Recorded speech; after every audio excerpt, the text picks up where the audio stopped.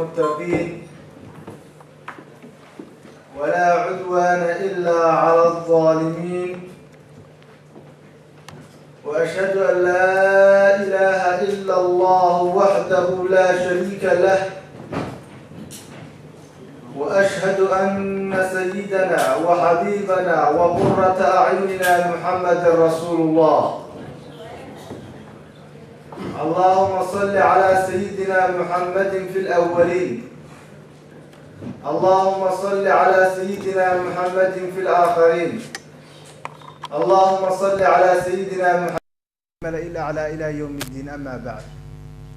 ولا ليال أما علماء الكرام sidii uu noo sheegay Sheekh Cabdirashiid,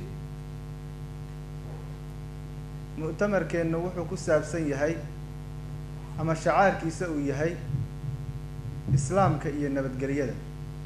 islaam wasalaam. haddee islaamba mar haddii la dhahaba saasuba nabadgelyo ku yahayba, in maaragta lasii tacriifiyo oo la dhahaa islaam iyo salaamba uma baahna. maxaa yeelay waa un lasii bayaaninayaa oo laga wadaa, oo dad baa shaki ka keenay ma ahane, sidiisaba magaciisaaba islaam ahba. islaam magaciisa ayaaba wuxuuba yahayba nabadgelyo, yacni waa diintii qofkii qabsado adduuniya aakhira uu nabadgeliyey wey. saad ogsoontihiinna diinteenna islaamka dilka, cunfiga, dhibaatada adduunka hadda ka jirto ayada sabab uma ahayn. ka hor inta aysan islaamka imaan ayaa dhibaato oo dhan ay jirtay iyo dagaal oo dhan, khaasatan mandaqada ay ka soo baxday mandaqada ugu xuruubta badan oo ugu dagaalka badan bay ahayd. laakiin bifadli illaahi wa bifadli rasuulillaahi sala allahu calayhi wasalam markii diinta islaamka soo baxday way xasishay. waa iyadii lala yaabay zamankii sayidina cumar bin khadaab uu khilaafada haystay, baa Kisra la furtay, boqorkii la dhihi jiray oo Iiraan iyo ka shishe haysan jiray. marka la furtay baa waxaa ninkii furtay oo saxaabiga ahaa baa wuxuu yidhi kunuustii Kisra iyo dheemankii Kisra gee caasimadda islaamka oo ah Madiina. Madiina iyo hadda Farisna intay isku jiraan waa fahmi kartaa intay la egtaa. halkaasuu ka soo qaaday ilaa uu halkaas geynahayay nabadgelyo yahay, laga bilaabo Faris ilaa Madiinatul Munawwara oo Xijaaz ah nabadgelyay ahayd. 2 bilood ku dhawaadna waa loo kala socon jiray. dahabkii iyo dheemankii iyo wuxuu watay na iyadoo sideedii ah uu geeyey. waa asagii yaabay oo ma aragtay sayidina Cumar bin Khadaab markasta banaanku usoo bixi jiray iyo ninkaas markuu ka hor yimid saxaabiga ah ama taabiciga ah, markuu ka hor yimid sayidina Cumar bin Khadaab baa wuxuu yidhi xagee ka timid? markaasuu kuu sheegi maayo meeshaan ka imaaday. hadda ma garan kara berigii hore maogta telefishinna iyo ma jirin meel qofka madaxda ah laga sii arka, ma ogtahay. ma u malaynayo inuu sayidina Cumar bin Khadaab yahay. markaasu waxay isku haystaan faraskii sayidina Cumar bin Khadaab iyo ninkii waday kunuustii Kisra magaaladay wada galeen si isku jideen. war ii sheeg, wuxuu kali uu leeyahay asaga in la jebiyey ama boqortooyadii Kisra la jebiyey muhiimad ima ahan buu leeyahay. inta asxaabta ka dhimatay amaba islaamka ka dhimatay kaliya ii sheeg buu leeyahay sayidina Cumar bin Khadaab.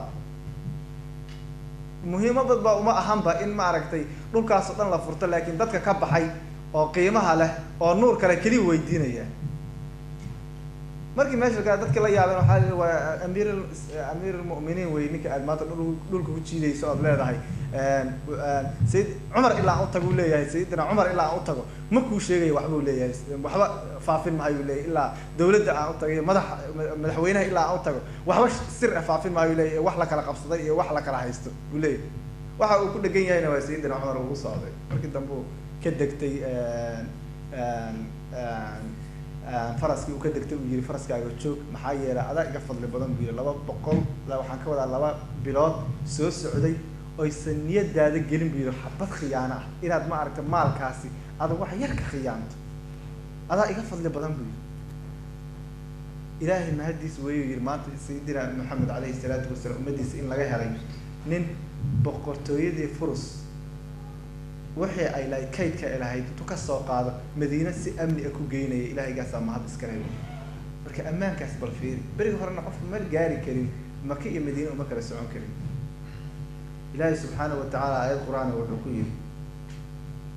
yaa ayuha aladiina aamanuu idkhuluu fi silmi kaafa walaa tattabicuu khuduwaati shaytaan ilaahay subxaanahu watacaala aayaddaas qur-aanka oo suurat albaqara ku jirta wuxuu ku leeyahay dadka lala hadlaya waa dadka muslimiinta mu'miniinta iimaanka laga helay wey waxaa la yidhi war islaamnimada iyo nabadgelyanimada si buuxda u wada gala baa lagu yidhi lalama hadlayn dadka kale lama hadlayn waa dadka muslimiinta iimaanka laga helay bidca lalama hadlayn gaala lalama hadlayn waa dadka nala hadlaya waa dadka iimaanka laga helay wey yaa ayuha aladiina aamanuu idkhuluu fi silmi kaafa marka haddana waa lagula yaabay haddaad tiraa ilahay ka cabso ani maa ilahay ka cabsanaya islaama ahay maxaa ii leedahay ilahay ka cabso gaal maa igu tuhmaysaa ay ku leeyihin marka islaamnimada si buuxda u gal qofka hadduu ku dhaho ama maaragtay diinta islaamka ku toosno hadduu ku yidhaahdo ilaahay khayr ha ku siiyaa la yidhaha maha lalama diriro qofka marka nabadgelyada si toosa u wada gala maxay tahay dadka inay kaa nabadgalaan muslim yaa la yidhaahdaa qofka uu ka magangalay iyo rasuulka calayhi salaatu wasalaam dadku ay ka magangaleen gacantiisa iyo afkiisa iyo adinkiisaba ay ka magangaleen baa la yidhahdaa muslim marka muslimiintu waa caynkaas looma baahno dagaal iyo cunfi iyo dhib looma baahno diinta muslimka waa diin ammaan oo qofka la rabo inuu ma aragtay uu si buuxdo oo dhammaystiran uu u wada galo laga rabo wey bal fiiri dadka ma aragtay juhalada ah iyo dadka ma aragtay aan khayrka lahayn oo ku gardaraysanaya waddada kugu gardaraysanaysa maxaad kula tacaamulaysaa ama kula dhaqmaysaa ilaahay subxaanahu watacaala asaa ka hadlay markuu dadka cibaaduraxmaan uu ka hadlayay ilaahay subxaanahu watacaala wuxuu yihi waidaa khaatabahum ljaahiluuna qaaluu salaama dadka jaahiliinta ama dadka wax magaratada ah ama dadka cilmiga aan lahaynba oo aan caamada ah marka ay maaragtay la hadlaan oo waxay kula hadlaan hadalka caadi oo salaanta ma aha waa wada hadal xagga diintaba hadday kaala hadlaan qaaluu salaama dheh waa dadka de wax loo soo sheegay ma og tahay waa isu kaa soo raadsanayaan waxbana kaa qaadan mahayaan oo waxba kaa dhagaysan mahayaan adigu rabaa inuu wax kuu sheego waxaana ma fahamsano laakiin maxaad ku leedahay qaaluu salaama nabadgelyo aniga adiga aan is nabadgelino diintan islaamka maxay ku dhisan tahay mabda-ul silmi bay ku dhisan tahay is nabadgelino saasaad ku leedahay marka cibaaduraxmaan ilaahay subxaanahu watacaala ma kaga sheekeynayay dadka ilaahay addoommadiisa waa dadka nabadgeliyo oo marka hataa hadduu qof aan aadaab lahayn iyo kuula hadla waddada oo kugu gardaraysto qaaluu salaaman inaad tira nabadgelyo dagaal baa la galay gaaladii baa la dagaalamay nabad bay doorteen oo waxay dhaheen inaan nabadgelyo kula qaadanaa rabnaa ma waxaad leedahay waa isdirirnayoo dagaalku waa noo soconayaa weligeed uu soconayaa ilaa yawma alqiyaamati ma ad leedahay maya wain janaxuu lisilmi fajnax laha watawakal cala allah buu ilaahay subxaanahu watacaala ku leeyahay rasuulkiisa calayhi salaatu wasalaam rasuulkaa la amrayaa rasuulka wixii la amrayaana anagu nagu socdaa wey maxaa yeele rasuulka ilaahay amarkiisa wuu qaatay horey buu u qaatay waa annaga qofka la rabo ilaahay amarkiisa inaan qaadano yacni haddii ay gaaladu kaa codsadaan ama ay kaa dalbadaan ama ay u iishaan xagga nabadgeliyo adigana u iilo oo ka aqbal ilaahayna tala saaro yacni hadda way khiyaanayaan iyo xagga iga soo gelayaan iyo ilahay haddaad tala saarato wax kaa qaadaya ma laha subxaanahu watacaala marka waxaan ogaanay xataa haddii lagula diriro oo dagaal macalatay dadka ugu dhibka badan ama dadka aan caqiidadaada haysan ay kula diriraan hadday nabadgelyo ay codsadaan inaad nabadgelinayso waxaa kaloo oo qur-aanka dadka ku booriyey in nabadda la adkeeyo sideedaba nabadgelyadu waa shay muhiim ah oo diinta islaamka ay ku dhisan tahay ee adkeeyaa lagu leeyahay mu'miniinta iyo dadka iimaanka laga helay fain ictazaluukum falam yuqaatiluukum waalqw ilaykum asalama fama jacala allahu lakum calayhim sabiila buu ilaahi subxaanahu watacaala aayad qur-aanka ku leeyahay hadday ka iishaan dagaal inay idinla galaan ay joojiyaan gaaladu markii horeba islaamka muxuu dagaal ku galay hadda waxaan ka xumahay taariikhda islaamka amaba aflaamta islaamka laga alifo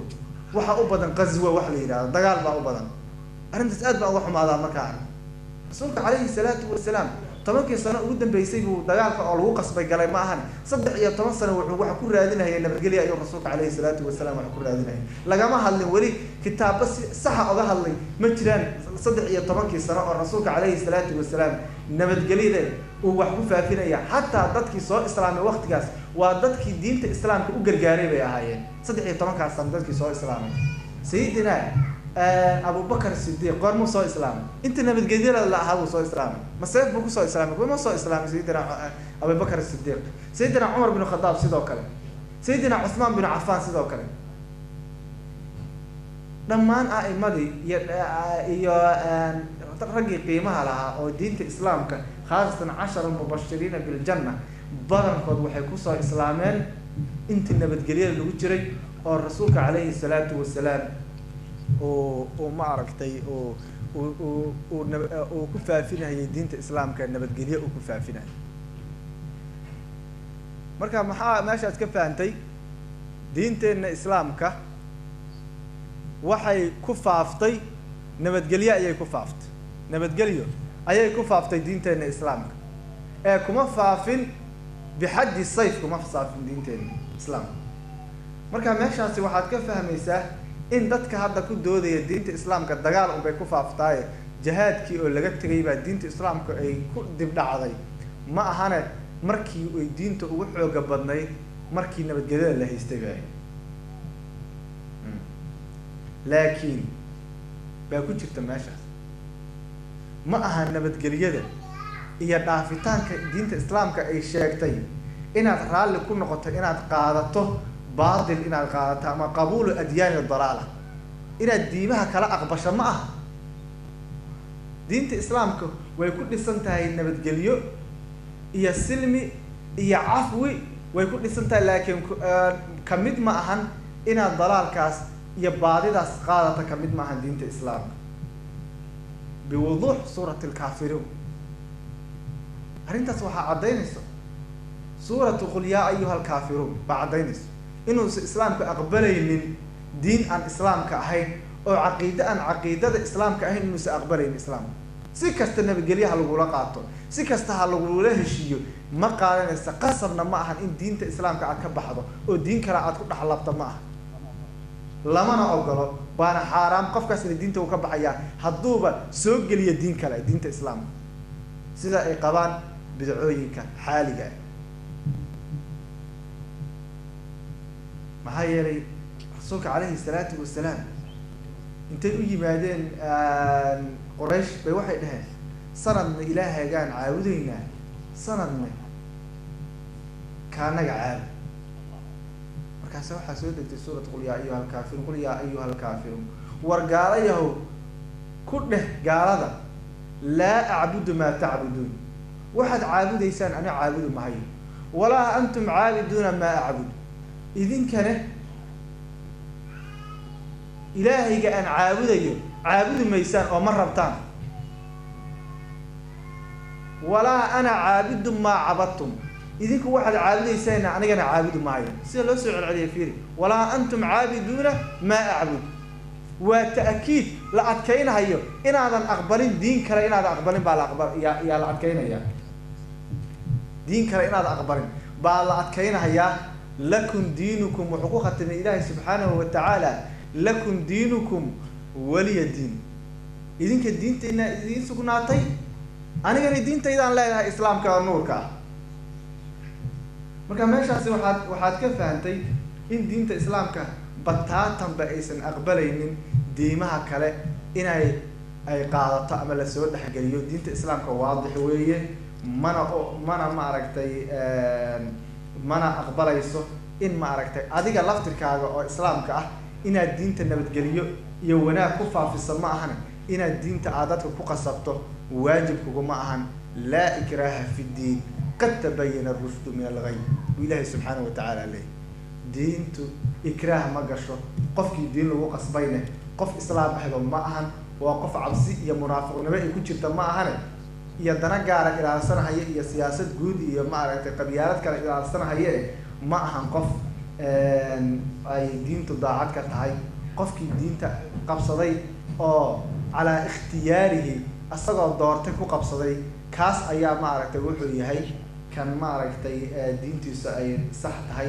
oo ilaahay subxaanahu watacaala uu ka aqbalayo. marka axibati ilkiraam, haddaan soo xoorino mawduuca, waxaad ogaateen diinteenna ama sideedaba